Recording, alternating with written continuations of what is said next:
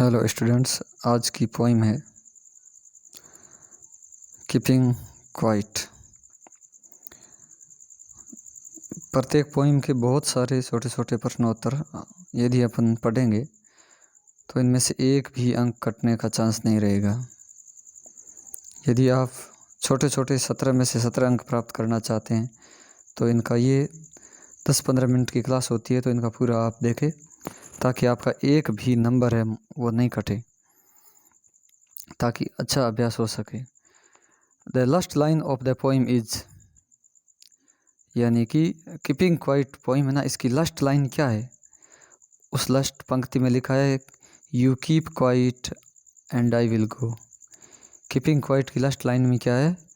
You keep quiet and I will go. तुम शांत रहो, मैं जाऊंगा। ये man need to learn a lesson from, एक व्यक्ति को जरूरत है एक लेसन सीखने की। नीड टू लर्न, सीखने की ज़रूरत है। ए लेसन, एक शिक्षा सीखना है, हमें एक पाठ सीखना है, शिक्षा लेनी है। किससे शिक्षा लेनी है? अर्थ से। यानी कीपिंग क्वाइट के अंदर मनुष्य को इस पृथ्वी से अर्थ से शिक्षा लेने के बारे में बताया गया है। The poet wants the entire humanity to, कवि चाहता है एंटायर ह्यूमैनिटी, संपूर्ण मानव जाति, संपूर्ण मानव क्या करे? कीप स्टिल, शांत रहे। Keep talking, keep laughing, keep running नहीं। कवि चाहता है कि एंटायर ह्यूमैनिटी, सभी मनुष्य क्या रहे? कीप स्टिल रहे, शांत रहे। Have no truck with death means, have no truck with death, इसका अर्थ इस पोइम में क्या बताया गया है? तो इसका अर्थ क्या बताया गया है? इसका मतलब है हैव नो एसोसिएशन और deal with death. Have no association और डील विद डेथ। तो यहाँ will not die of truck accident ये नहीं है, ट्रक एक्सीडेंट से मरे ये भी नहीं। रिमूव पॉवर्टी, इलिटरेसी, पॉवर्टी हटाए ये भी नहीं।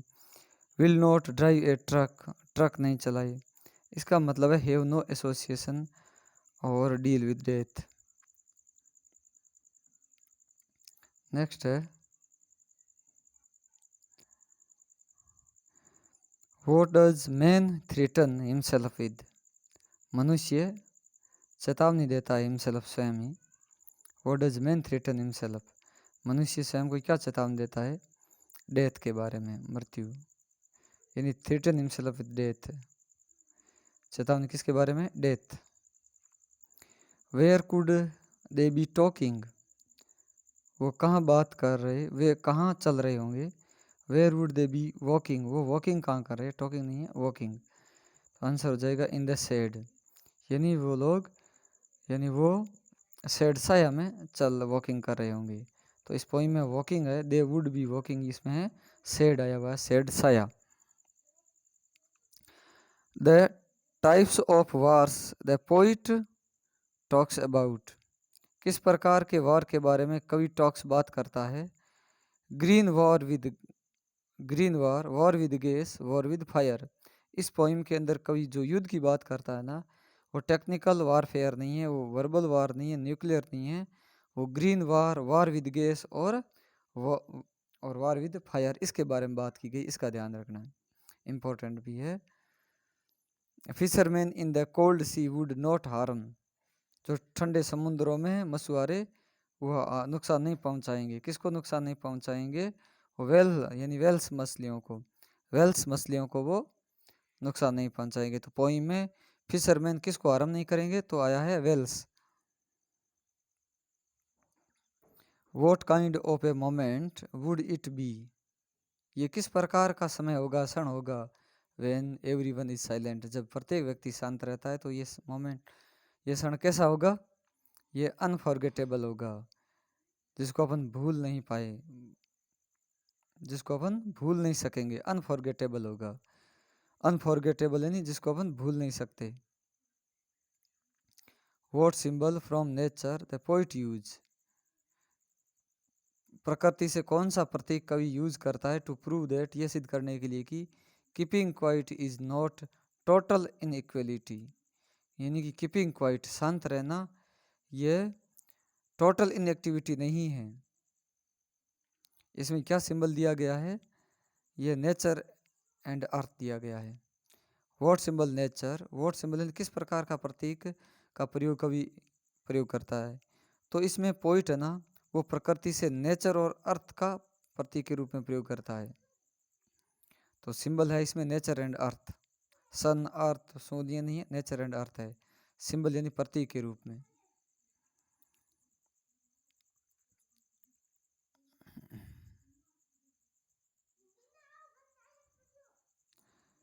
नेक्स्ट हो गया, how will silence benefit the man and nature. How will silence benefit, शांति है ना, ये कैसे लाभ पहुंचाती है मनुष्य को और प्रकृति को? ये D, man will stop hurting nature and both will heal themselves. ये जब हम साइलेंस रहेंगे ना, तो मनुष्य को और प्रकृति को क्या बेनिफिट है? बोथ विल, फ्रेंड्स ये नहीं है, man will know nature better ये नहीं है, मैन विल बी हेल्दी ये नहीं है, man will stop hurting nature, मनुष्य प्रकृति को नुकसान पहुंचाना बंद कर देगा, और बोथ विल, और दोनों ही ठीक हो जाएंगे, both will heal themselves, both will heal themselves, और दोनों ही क्या हो जाएंगे? ठीक हो जाएंगे। हील का अर्थ है ठीक हो जाना। वाइल गैदरिंग साल्ट, यानी साल्ट इकट्ठा करते हुए, what will happen to man, मनुष्यों को क्या हो जाता है उन लोगों को, if he keep silent for a moment, यदि वो एक क्षण के लिए, कुछ समय के लिए शांत रह जाए। कौन लोग है यहाँ पर? गैदरिंग साल्ट, नमक इकट्ठा करने वाले लोग, नमक इकट्ठा करने वाले लोग, ठीक है। वो जब शांत रहेंगे एक साइलेंट के लिए, कुछ क्षण के लिए, तो क्या हैपन होगा?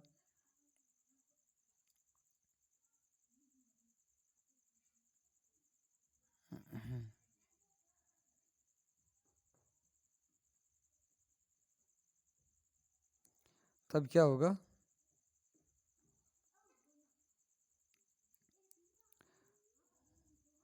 He will stop dropping it, इसमें क्या हो जाएगा?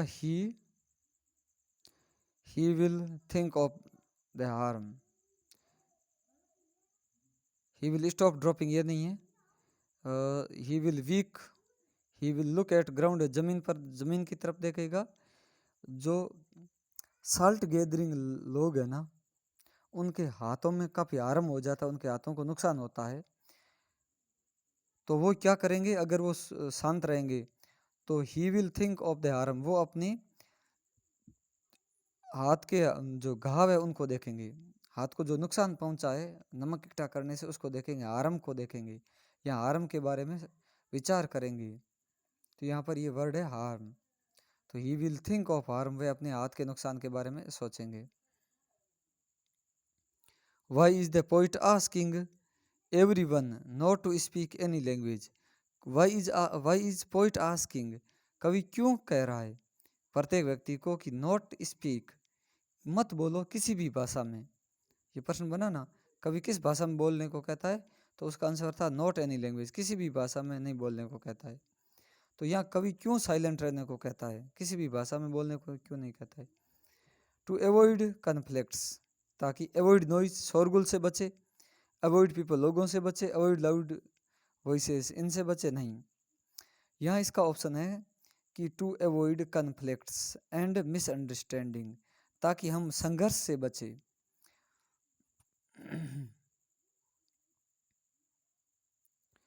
ये इंपॉर्टेंट है काफ़ी, ध्यान दो इसको। टू अवॉइड कन्फ्लिक्ट्स, संघर्ष से बचने के लिए, टू अवॉइड का अर्थ है बचना, कन्फ्लिक्ट्स एंड संघर्ष से, मिसअंडरस्टैंडिंग और नासमझी से बचे। मिसअंडरस्टैंडिंग से लोगों में कन्फ्लिक्ट हो जाता है, ना समझ, तो हमें कन्फ्लिक्ट और मिसअंडरस्टैंड से अवॉइड करने के लिए हमें नहीं बोलना है। What would everyone feel at that exotic moment, उस अद्भुत क्षण में प्रत्येक व्यक्ति क्या फील करेगा जब सब साइलेंट हो जाएंगे? तो हैप्पी, खुशी, डांसिंग, कंटेंट। सही ऑप्शन है स्ट्रेंज ब्लिसफुल वननेस, प्रत्येक व्यक्ति एक अजीब आनंद महसूस करेंगे, स्ट्रेंज ब्लिसफुल महसूस करेंगे, अजीब आनंद महसूस करेंगे। What will happen if there are no engine and no crowd. यदि नो इंजन और नो क्राउड है तो क्या होगा? No engine and no crowd. Noise will be lessened, आवाज़ शोरगुल कम होगा। नो ट्रैफिक रश होगा। No crowd. अपना राइट आंसर है it will create a perfect happy moment.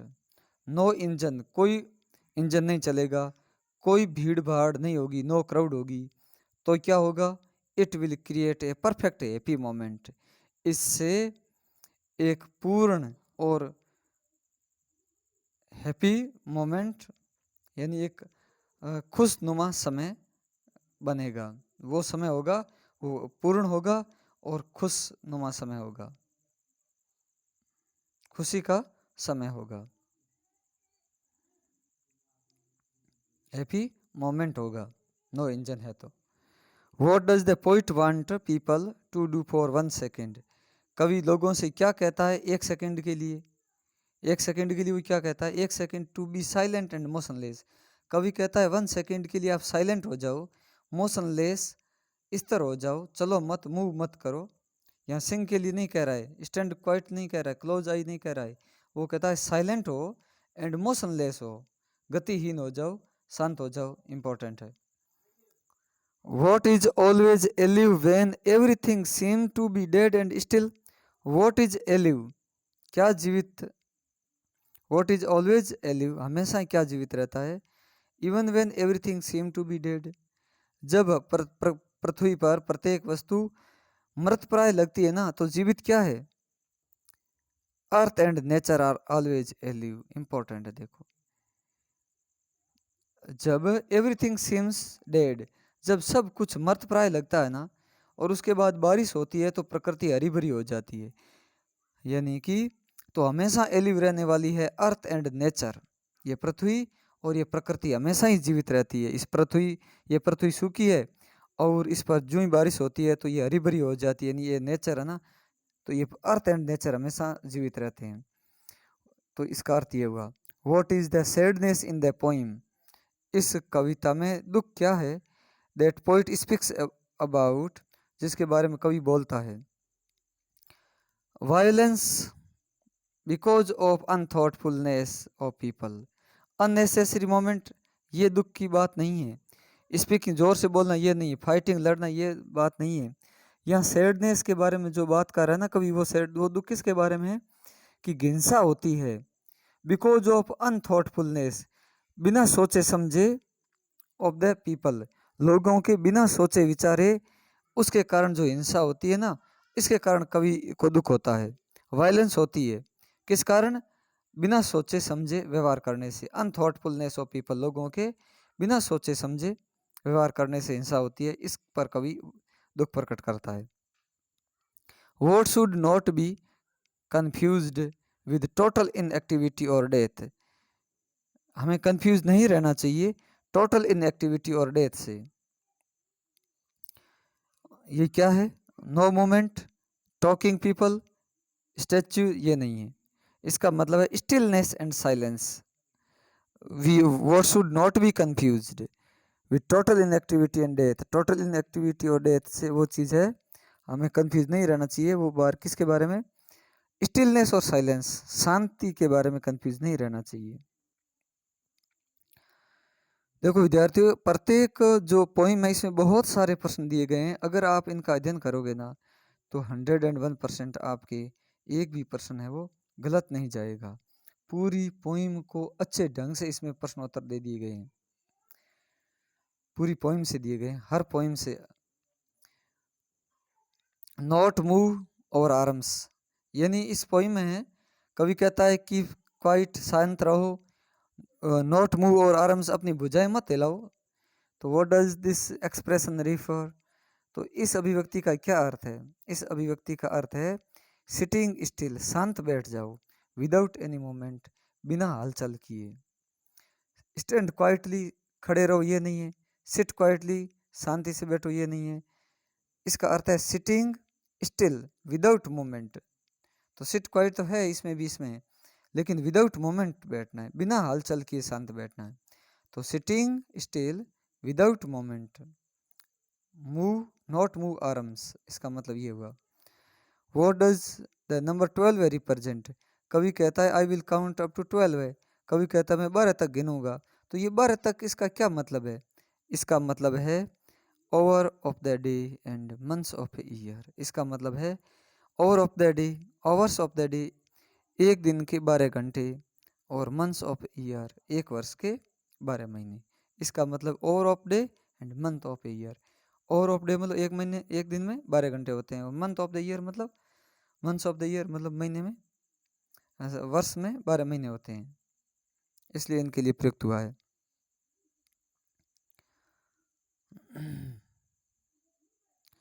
What is the essence और मैसेज ऑफ द पोइम? इस कविता का क्या सार है और क्या मैसेज है?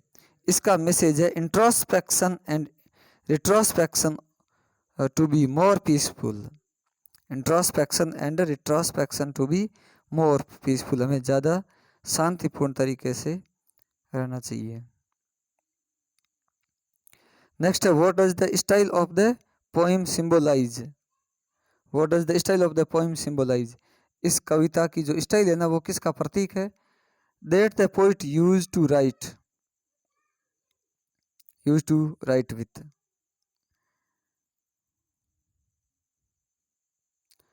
Dzire and hope. What does the style of the poem? इस कविता की क्या जो शैली है, जो जिसको कवि प्रतीकात्मक रूप से लेता है, वो है Dzire and hope. Dzire and hope, इच्छा और उम्मीद। तो इस पोइम में कीपिंग क्वाइट में वो इच्छा करता है कि शांत रहे, और फिर उम्मीद करता है कि शांति से बैठें, इस तरह बैठें। What does the title of the poem suggest? और इस कविता का कीपिंग क्वाइट है ना, ये क्या सजेस्ट करता है? ये सजेस्ट करता है maintenance of silence, inactivity, unhappiness, noise नहीं, मेंटेनेंस ऑफ साइलेंस मतलब शांति बनी रही। What are the different kinds of wars mentioned in the poem? इस कविता में भिन्न भिन्न प्रकार के वार के बारे में बताया गया है। उसमें वॉर अगेंस्ट ह्यूमैनिटी भी है, war with gas and fire है, वॉर अगेंस्ट नेचर है। तो ऑल ऑफ दीज, इन सभी वार के बारे में बताया गया है। Which images in the poem shows that the poet condemns or hate violence? Which image? इस कविता में कौन सी जो एक चित्रण है ना, कौन सा चित्र ये दिखाता है कि कवि वायलेंस से, वायलेंस बोलते हैं हिंसा को, कवि वायलेंस को कंडेम्स करता है, कंडेम से निंदा करता है, घृणा करता है, हेट यानी घृणा करता है। तो कंडेम्स का अर्थ है निंदा करना। कवि वायलेंस की घृणा करता है, निंदा करता है। इस पोइम के अंदर ऐसा कौन सा इमेज दिया गया है, कौन सा चित्रण किया गया है? वो है, देखो वो बताया है, fisherman not harming whales. Fisherman है वो वेल मछलियों को नुकसान नहीं पहुंचाएंगे। वॉर लिविंग बिहाइंड, और no survivors to celebrate. War होंगे और युद्ध के बाद कोई जीवित नहीं रहेगा उस जीत का उत्सव मनाने के लिए। कहता है वॉर हो जाएगा लेकिन नो सर्वाइवर, कोई जीवित नहीं बचेगा। तो ये भी एक, इस यहाँ भी हिंसा हुई तो इसका भी कवि गणना करता है। Poet refusal to deal with death, कवि का मृत्यु से निपटने पर रिफ्यूजल। तो यहाँ इन सभी सेंटेंस में, इन सभी चित्रों में कवि ने इस वायलेंस की, हिंसा की गणना की है।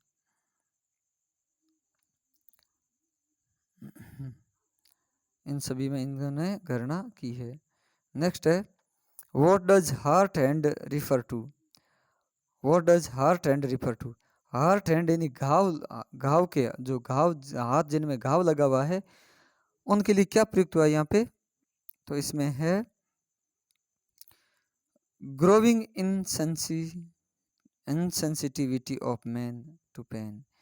ग्रोविंग यानी बढ़ती हुई, इनसेंसिटिविटी यानी नाजुकता, ठीक है, अपनी संवेदनशीलता।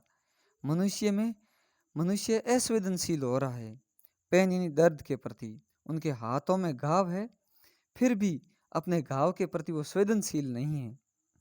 तो मनुष्य में इनसेंसिटिविटी यानी असंवेदनशीलता बढ़ रही है दर्द के प्रति। ग्रोइंग नीड ऑफ मैन ये नहीं है, मनुष्य की जरूरत है ये नहीं बताया है। Growing need of man, greed, fulfillment desire ये नहीं है। तो इनसेंसिटिविटी बताई गई है पेन के बारे में। What is the poet expecting from fisherman, कवि फिशरमैन से क्या उम्मीद कर रहा है? टू फाइंड मोर फिश, ज्यादा मछली पकड़े ये। गो डीपर सी, गहरे समुद्र में जाए, ये भी नहीं है, ये दोनों ऑप्शन नहीं है। वो कवि के इससे उम्मीद करता है to think and stop harming fish, कवि फिशरमैन से उम्मीद करता है कि वो थिंक सोचे, स्टॉप हार्मिंग रुक जाए नुकसान पहुंचाना, वेल्स फिश यानी मछलियों को नुकसान पहुंचाने से रुक जाए। तो अपना ऑप्शन क्या है? इस तरह से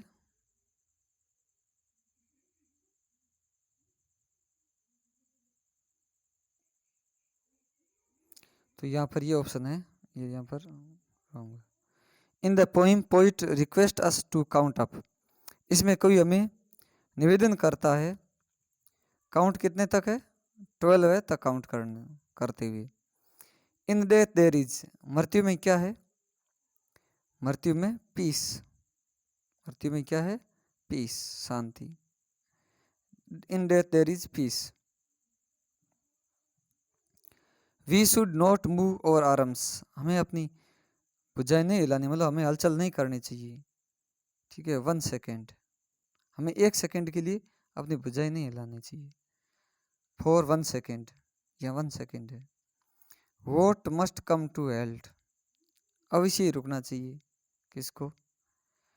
इंजन को, फैक्ट्रीज को, मशीनरी को, इनको हेल्ट हो जाना चाहिए, रुक जाना चाहिए।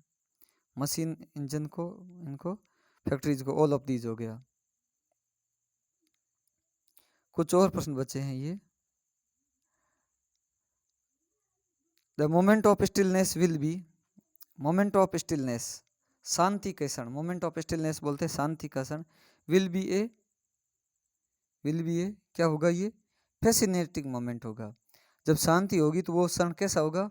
वो क्षण सैड, दुख का होगा, गलत है। डिप्रेसिंग होगा, गलत है। बोरिंग होगा, गलत है। वो फैसिनेटिंग होगा, आकर्षक होगा। जब स्टिलनेस, शांति होगी तो वो मोमेंट, वो क्षण फैसिनेटिंग मोमेंट होगा, शांति का क्षण होगा। According to the poet what are the things that make noise, कवि के अनुसार वो क्या बातें हैं जो नॉइज करती है? Boys, buses, people, machines, machines जो मशीनरी सिस्टम है ये मेक नॉइज करता है। Constant, constant moving does not do us any good, लगातार चलायमान रहना ये हमें कोई जो उससे हमारी भलाई नहीं होती है। कंस्टेंट सिटिंग नहीं, कंस्टेंट प्लेइंग नहीं, कंस्टेंट रीडिंग नहीं, constant moving, constant moving does not do us any good. The world outside is full of, बाहर की दुनिया भरी हुई है लाइफ एंड एक्टिविटीज से। आउटसाइड वर्ल्ड है ना, वो full of life and activities है, तो बहुत हो जाएगा ए एंड बी।